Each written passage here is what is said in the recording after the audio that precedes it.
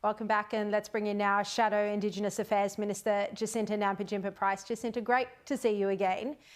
We've heard Penny Wong firstly not completely rule out the voice, and then we had Annika Wells, another Labor minister today, say that it wouldn't happen again in its current form.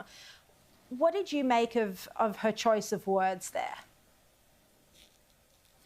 Look, their choice of words are very important when it comes to this particular issue, because we've not been able to get a straight answer out of the Albanese government ever since the Voice referendum's failure. And so this suggests to me that they have a plan to possibly legislate the Voice, if they're successful, at this election on Saturday. And part of that is also, as they've said, they're committed to the Uluru Statement from the Heart, which involved Voice, treaty and truth-telling in the form of a Makarrata commission.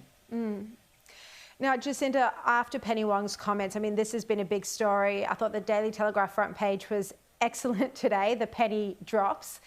You've also fronted an advertising campaign, just a very quick ad that the Liberal Party is sending out to marginal seats, warning them that Labor could be planning to introduce another voice to Parliament.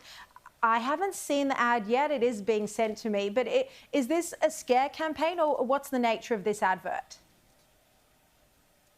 Well, the nature of this advert is to highlight the fact that the Prime Minister has been deceitful toward the people of this country right throughout his campaign. I mean, he has delivered nothing more than scare tactics, because he doesn't have a good record to show over this last term.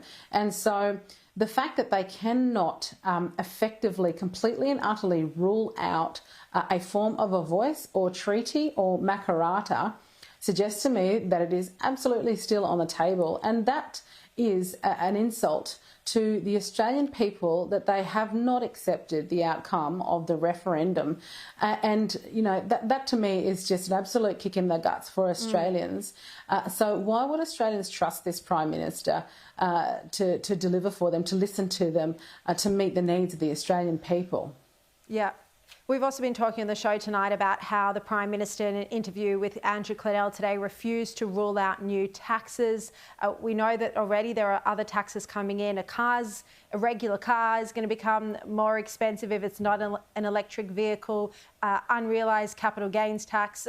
You know, do you think Australians understand that they may face higher taxes if there's another 3 years of Labor, which is looking likely now?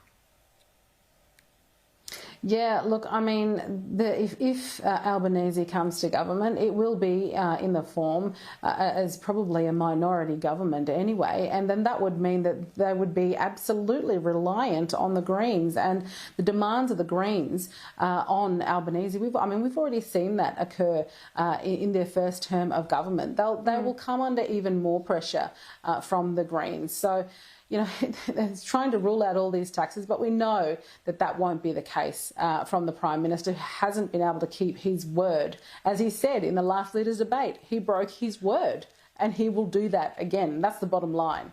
Yeah, indeed.